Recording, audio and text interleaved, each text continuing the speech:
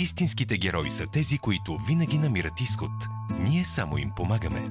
Unicredit Bullbank.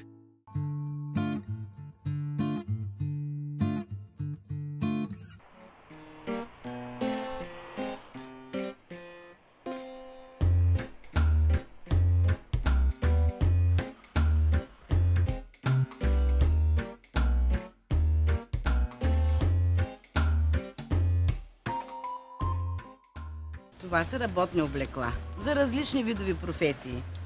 За лекари, за монтьори, за всякакви. Ние 20 години, нали, след с работа, ние сме си разпределили задълженията. Той ходи, носи продукцията по клиентите, ходи, купува платовете, конусите, там каквото ни е необходимо за производството. А пък аз тук и като моделер съм, и като конструктор, и като всичко. Той шофьор, снабдител, всякакъв, пък и аз телефонистка, много работи. Освен, че сме управители на фирмата, правим още един куп неща, защото няма на къде. Място за началници няма.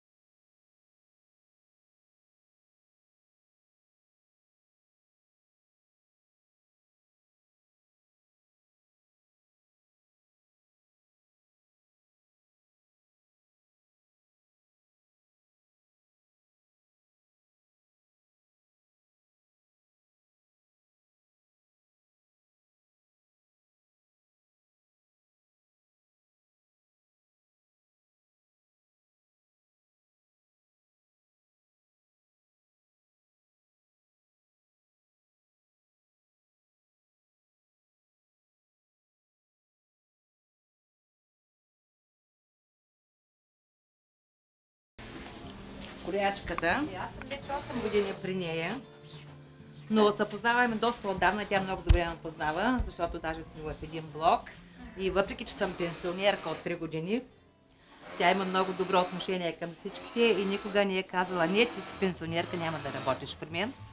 Бяхме млади, на 20 няколко години, вече станахме баби почти всичките.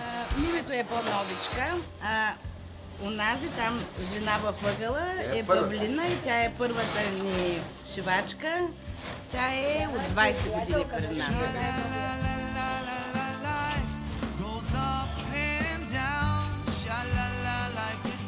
И постепенно, лека, втора жена, трета жена, почнаха така по-големи заявки. Бавно, след 20 години вече и цехченци сме направили. В нашата фирма е така, върви работата, няма това притеснение, дето сме чули от другите фирми. По час, може да е туалетна. Работим, но има свободата на самите работници. Всеки е Отговорен. Разбрали сме се кой колко е съзнателен.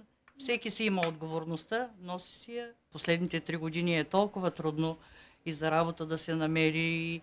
Ние не сме оставали без работа. Като слушам по новините как ни платили заплати на този завод, на оня завод, да им става притеснително и страшно. То трудно време, ама никой не е длъжен да работи пък без да получава, да си купи хляб. За мен е най-важното да плати на хората. Може аз да остана без една стотинка, да нямаме, обаче на хората, дето са работили, трябва да си получат заплатите. Може би за тези 20 години веднъж съм се забавила с заплатите им за 1 или 2 дена и през тези 2 дена аз бях с адско главоболие от притеснение.